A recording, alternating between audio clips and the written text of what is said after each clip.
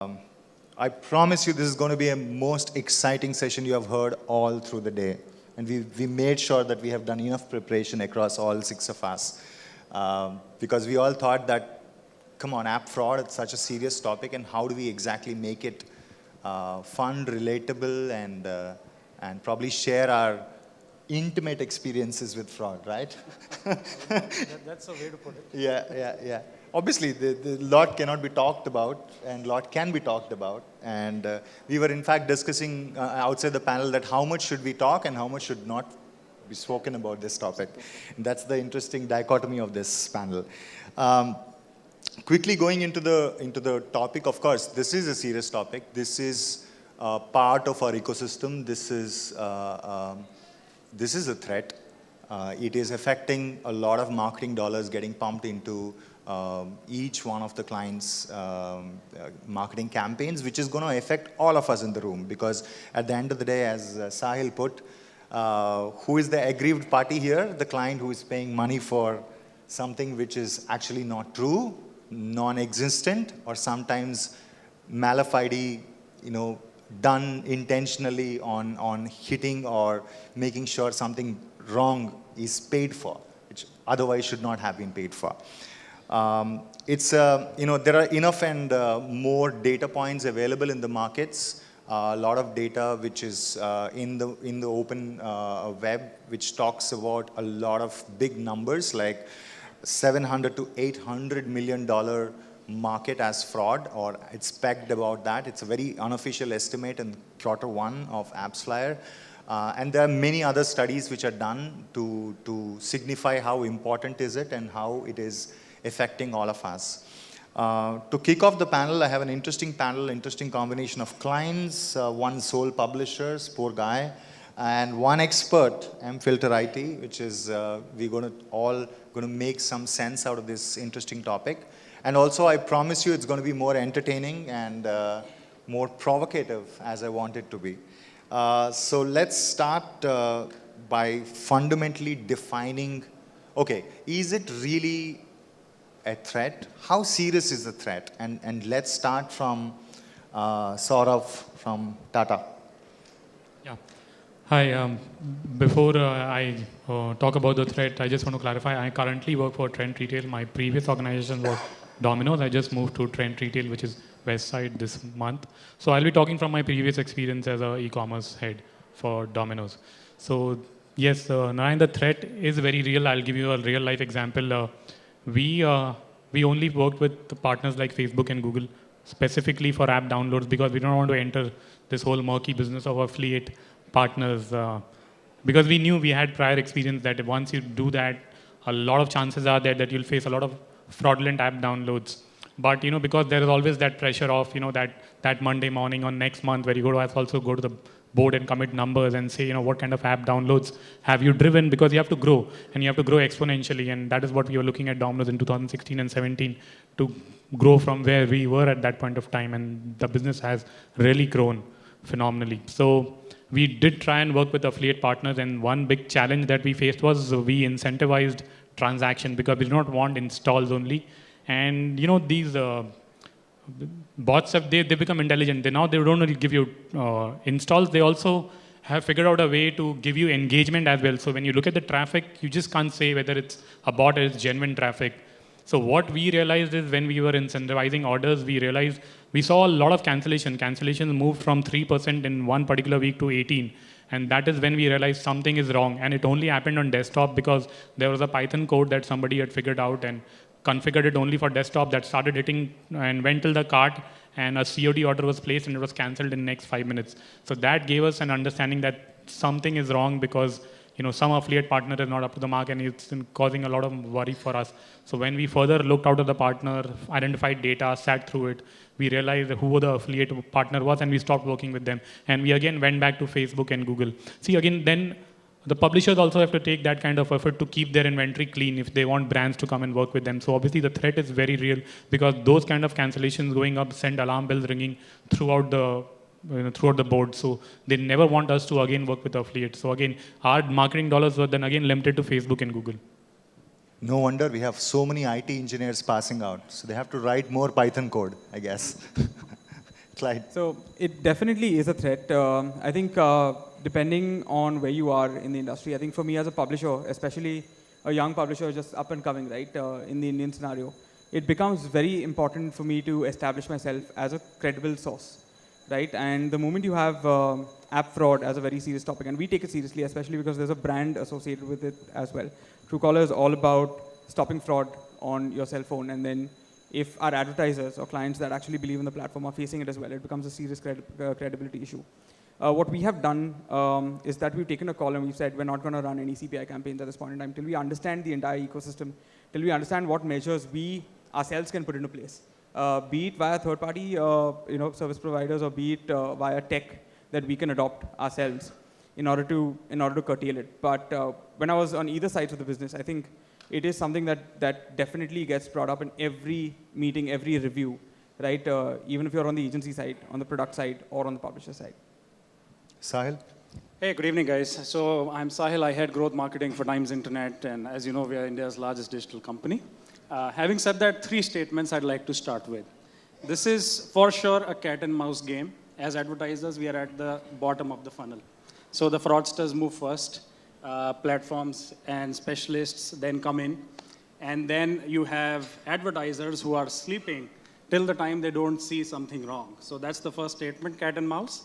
Secondly, who do we blame for the app fraud? Because let's look at the ecosystem, right? You have a platform, third-party platform, you have specialist platforms, you have advertisers, you have ad exchanges, ad networks, affiliates, then you have publishers and sub-publishers. So who do we blame? Typically, nobody is going to take the onus of fraud. At the end of the day, evaluate who's actually getting hurt here. The money is going from the advertiser side.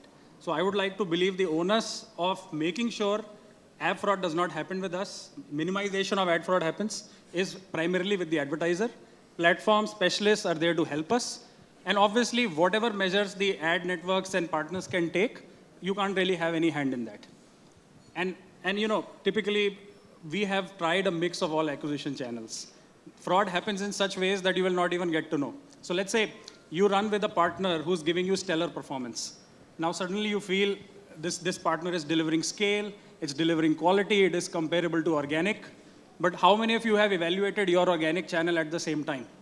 Are you seeing a dip in your organic performance? It might be possible those organic installs are actually going to that partner. And we are not really looking at it because the marketeers are not deep diving into data.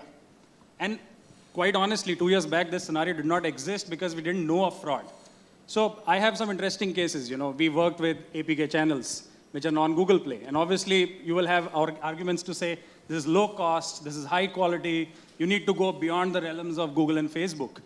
But at the end of the day, when we look at the data and suddenly see 10,000, 20,000 installs coming, but the location is Russia, or the location within India is just one center, let's say Pune. Dheeraj will throw more light on it. And then something is wrong. So, at the end of the day, how we are approaching this as a problem, there is no single reliance on third-party platforms for us. We have built our own internal analytics engine that we call GrowthRx. This helps us get an additional layer of intelligence on top of what an apps flyer, an AppsLR, a tune would give us. So right now we are thinking of it as a sieve. The first layer is the Google measurement. The second layer is the third party. The third layer is our own tool. And at the end of the day, we realize that roughly 70 to 90% of the installs are fraudulent. But again, you can't really blame an ad network. You can't blame a publisher. You have to do what is right for you. So like Saurabh mentioned, maybe not working with partners is one of the routes. For us, I believe that we want to make sure we are not paying for the fraud installs, but we are paying for the clean traffic. Times of India has enough money to produce whatever they want to make. That's fine. Money spent wisely goes a long way. Of course. So Mahip, as of course, being Flipkart and being in the acquisition area, they have a different challenge. You guys have a very different challenge of maintaining LTVs and maintaining a lot of other. So how do you see this whole thing, and what are your experiences in dealing with fraud? So essentially, if you ask today, we are sitting on 250 million odd installs, right? The question would be, how many of those guys essentially are active if you drive, X million of installs month by month? And I think fraud plays a very, very important role in understanding that it is your efficiency which gets affected. When I say efficiency, it is not only money that is going spent, but also how many users are coming back to you from the same installs when you are driving from X sources, right? I mean, thankfully, Sahil covered most of the things on sources, but what I would like to say is fraud always existed, right? It's just that we have defined fraud today.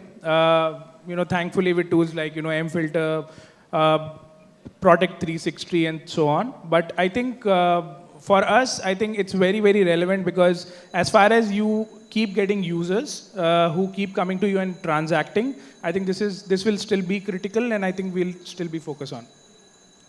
So Dheeraj, as an expert on the panel now, and you're probably the most qualified and you make a living out of it as running mFilter, maybe in initial years of internet when your fraud traffic or your traffic issues were just, oh, your bounce rate is too high, so your quality is too poor. Where have we come from there? That we have come a long, long way from there, right? What kind of frauds arise and what kind of issues you deal with? Maybe a minute and a half, just cover that for us in terms of, and for the audience, what are the kinds of frauds you see and what do you do about it? Yeah, absolutely. So we started about 2.5 years ago, and at that time we were the only ones talking about performance marketing fraud. It seemed very weird initially for advertisers, I'm getting performance, how can that be fraud, right? It doesn't make sense. I mean, I can understand brand marketing being fraud, but how can performance be fraudulent? Well, guess what? Performance can be and will be fraudulent. There will be, we've worked with advertisers who've actually optimized towards cost per sale transactions, and cost per sale transactions are actually fraudulent, right? I mean, an advertiser is getting sales, and those are fraudulent, right? And not just the ones where there are cancellations, actual sales going through to end customers. Because one fraud which has come in very, very largely in the last 6 months, 1 year, is organic theft. What that means is that affiliates, networks, publishers will actually steal your organic traffic and convert it to inorganic. So you will actually pay for your own traffic, which you are as it is getting, and you will see excellent quality. You'll see fantastic engagements. You'll feel that you've got the best publisher in the world, maybe too good to be true, and that's probably the case. Another interesting angle we see, and we just mentioned here, I would request all advertisers to look at the amount of traffic you're getting out of Pune. Now very interesting. Pune is a reasonably large city, of course, but we are seeing advertisers getting 20% to 25% of their traffic out of Pune. Now that does not make any sense. Well, what makes sense is that in India, most proxies, VPNs, data hosting centers are actually based out of Pune, which means that most of them are actually bot traffic coming out of China, Hong Kong. Vietnam is becoming a hotspot, and they're routed through proxies out of Pune, and hence you're seeing Pune, right? I think it's issues like these which start, when you deep dive into data, you can see. I'll touch one more interesting fraud. Sahil talked about APK installs. You'll be surprised at the amount of time your Play Store campaigns will get converted to an APK campaign. And you'll see a big divergence between your attribution platform numbers and your Google Play Store numbers, or your iOS App Store numbers. And that's all fraud. That's all, a bulk part of it is where your publisher has converted a Play Store campaign to an APK campaign and is just driving APK installs. And you lose out on valuations, you lose out on your page rank increases, et cetera, and you might be screwing up with your agency and your SEM and so on, while the issue might be on ad fraud. So I'll just summarize it in this way. If you're getting performance, that does not mean that you don't have fraud. Fraud is consistent. Fraud will always be there. There will be enough loopholes and gaps for people to exploit. That's why we made this tool to help advertisers in, so we eat, breathe, sleep, fraud detection. And that's why we try and help advertisers remain slightly ahead of the curve. We've been hacked a lot of times, but I think that's what is required, that when we see this happening, we're able to fix this, resolve this, and make sure advertisers get more confidence in the campaigns they're running. Is there somebody selling you home loan? No, right? Okay. jokes apart, the only worry I have is how many in this room are working for a CPI network or an affiliate or do some CPI campaigns in their companies? Oh, that's very small. Interesting. Okay, so anyways, in any other forum, you would see a lot of people in the audience, right? So are you guys telling me that this whole business model is not viable at all? All of them, affiliate marketing platforms, and I was having a discussion with Sahil saying that you're talking about Google and Facebook, yes, they're the benchmark right now, whatever they are in a different state. And you're talking about affiliate networks, but there is a large cross-section of publishers and ecosystems in between. There are a lot of good publishers like yourself, like Truecaller, like Yahoo, like a lot of other MSN, and I can go on. I mean, I can go on telling you a lot of good publishers who are doing good work. What happens to all of them? I mean, it can't be either black or white, right? And yeah, maybe you can start from that. No, absolutely. I think one of the big issues with fraud is that fraudsters are ready to work at any price point, as long as, because the cost is zero for them, right? As advertisers, I would strongly request you to relook at the amount of money you're paying for traffic.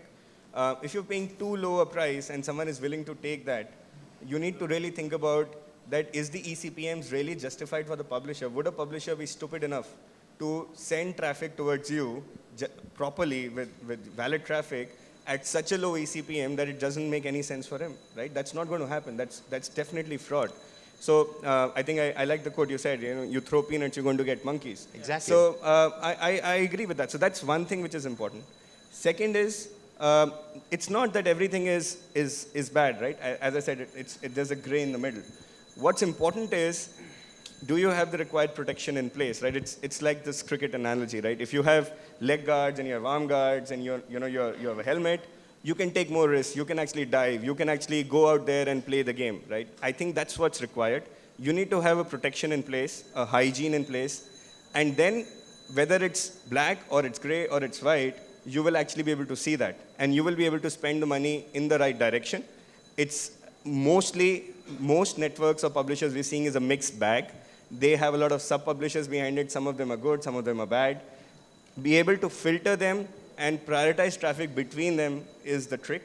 And that can actually reduce your acquisition costs compared to what you might be spending right now with fraud. But what about investor issues? Like investor wants to expand your reach and increase millions of installs, and I'm sure you have a lot of money now thanks to. Yeah. So, I think scale will always be needed, right? Every month, essentially, your channel needs some kind of a boost apart from the organic that you get. And what we essentially do is, to curb fraud is we have our own publisher prediction model. What we do essentially is we work with mFilter, which is a fraud detection tool, which helps us as a first layer. But that is not enough, right? I mean, mFilter can tell me essentially what is the kind of fraud it is, but if it is orders, you have to go and check that if it was delivered, what is the cancellation rate. You need to also check what is your daily retention data of each publishers, right? We have mapped it for last 3 years, and believe me, you will see that the best of the publishers who is working for you now with highest of the scale are actually the ones who essentially are not good, right? The LTVs of a user is very, very low. Your ARPIs of installs is not worth running campaigns with them. But the ones which essentially at a medium level or a scale, you are paying them little more than others, probably you're getting more quality. But that's not always the case, right? Now, if you mix this as well as the fraud score, you will come to know that what's a mix that you probably want to choose, right? And Google and Facebook, I'm saying it will always be there as a part of your inventory, but I don't think so you can get off with partners. So about DQI. So half a minute for you, please. Sure. We're running out of time. So DQI. So, before I come to DQI, I just need to give a bit of context, So there are two kinds of marketeers. One who will help the entire ecosystem become better, and the other which will actually kill the channel. So what I mean by that is, let's say you're facing fraud with partner X. Ultimately, what you'll do is you'll end up cutting 40%, 50%, some X percentage across the board. What happens in such a scenario? Let's say there were 10 publishers within that partner's ecosystem. All 10 of them have taken a hit. And that basically gives a hit to a honest publisher as well as the fraud publisher. That's not the best way to do it because then everybody loses in this system. On the other hand, the smart marketeer uses his own in-house tool, uses a third-party tool, and uses historical data to come to a consensus that, out of the 10 publishers, 3 have been across the board performing badly. Your goal at that point in time is to immediately switch them off. And not just switch them off, basically exclude them, blacklist them, so that you are not getting hurt from any other partner. Now, I'll also come to DQI. DQI is a mathematical formula that we've arrived at. We call it the download quality index. What we typically do is we have formed a middle ground between our product teams and our marketing teams. Product will always tell you you're getting bad quality installs. You will always tell product the product is not that great. At the end of the day, come to a middle ground, talk about all the events that matter to product and to your marketing mandate, right? So let's say 3 events. Assign a weightage to each event, basis the eCPMs, basis your goals. So let's say for us, it's an article read, it's a video watch, it's a photo gallery viewed. We will assign an E1, W1 plus E2, W2, so on, divided by a cost. You will arrive at an absolute score. Assign that absolute score to Google, Facebook, organic, and all your partners. And then decide on a cutoff, a threshold cutoff. At the end of the day, any channel that does not perform to that expectation, you should not be really working with them. And don't let out KPIs. Don't talk to ad networks and tell them I want a retention of 50%. I want so many transactions. That's like killing yourself in the foot. They'll get you everything what you want. Assign a quality score. That quality score can be governed by you. And you can keep shuffling this quality score every month. And again, it is channel agnostic, right? So what works for news might not work for Absolutely. Flipkart, might not work for Domino's, or might not work for any other category. Absolutely. Again, it's category specific. It's an event-led model, right? Correct. So Especially you it's plug an the event. events. So you're stripping off all the category-related affinities so Yes. that you are purely in a mathematical formula. Absolutely. You can apply it in whatever variables you have. Absolutely. Yeah, Saurabh, on... So I think everybody covered specific points. You need scale. Like you heard that Flipkart teams need scale and they need volume. They have to go beyond a Google and a Facebook. They have the kind of money to spend and drive, install, and numbers are something that they're chasing. So I think what they rightly said is there are choices that you have. You either watch your data very carefully as a marketer. After all, it's your role, it's your responsibility for the money that you're investing. And you work with brands like mFilter, and they help you identify frauds, but you also have to do your homework. There are so many ways you can identify, an app fraud. Like LTV is a great example. If you see a lot of installs from a publisher, but you don't see activation for 3 months, and what are those installs doing? They're all fake installs for you. They're not working for you. You're losing revenue on them. Your organic traffic, dipping, and you see a publisher doing amazingly well. That's again a sign for you. You see downloads at odd hours during the day. See somewhere between 1 a.m. to 5 a.m. You see crazy amount of downloads from a publisher. You understand that's a fraud. Now again, the device split that you see.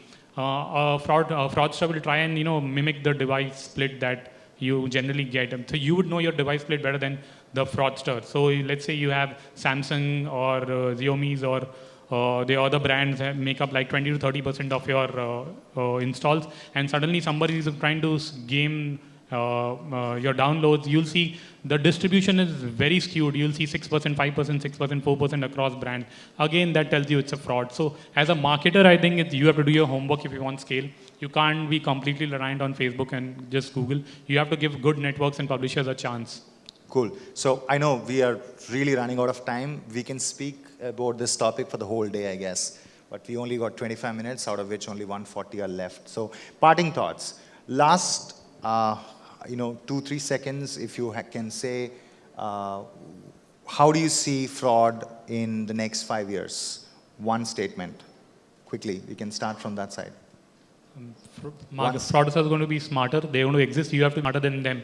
Just maybe one step ahead of them. Cool. Okay. I think a lot of regulation is needed, definitely, from within the industry and outside of it. And we need to partner with our advertisers as well in order to achieve it. Sahil? I don't know about fraud, but we'll be smarter. At the end of the day, that's all that matters. Somebody has to be smarter. Okay. I think we have to start looking at the signals that we get, apart from whatever the world is anyways giving it to us, right? We can't just sit and say that, hey, AppsFlyer 360 has given, the signals and, that's enough. I think marketers has to be smarter because fraudsters are already smart today. Yeah. Dheeraj? I think get protection for yourself, take risks, play the game, and I think you will win it.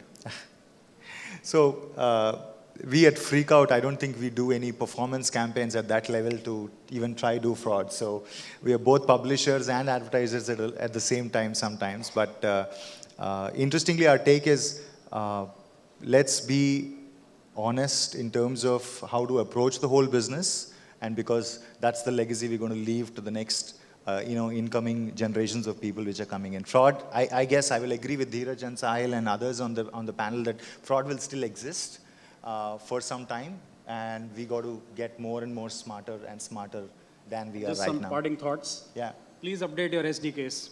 Yeah. If you're using AppsFlyer, AppsLR, whichever platform, they are coming out with new updates. Unfortunately, your app cycles are slower. Correct. That will always be a problem. Move to platforms like React, which are going to be faster, send off updates. Make sure you demand transparency. Don't request it, demand it. So if your partner is not telling you which sub-publisher you're working with, there's a problem somewhere. At the end of the day, if they're not doing fraud, why will they hide anything? Yeah. And third, get into your data. Get micro, granular details on data. So spend the first 2 hours of your day looking at your reports from yesterday. It'll help. Yeah. Last but not the least, I think we as an industry is going with a lot of technology and a lot of pressures from all sides. One thing I wanted to leave everybody as a thought is it's not just about big publishers. All the bad, publishers are not bad. All affiliates are not bad. There are some really good affiliate companies you can work with. You can have to choose them carefully. And it's not just about, of course, you're all working with Google and Facebook. You'll still continue to do as advertisers, but the ecosystem has to still grow. And the internet outside of them is also growing, and it has to get equal chance.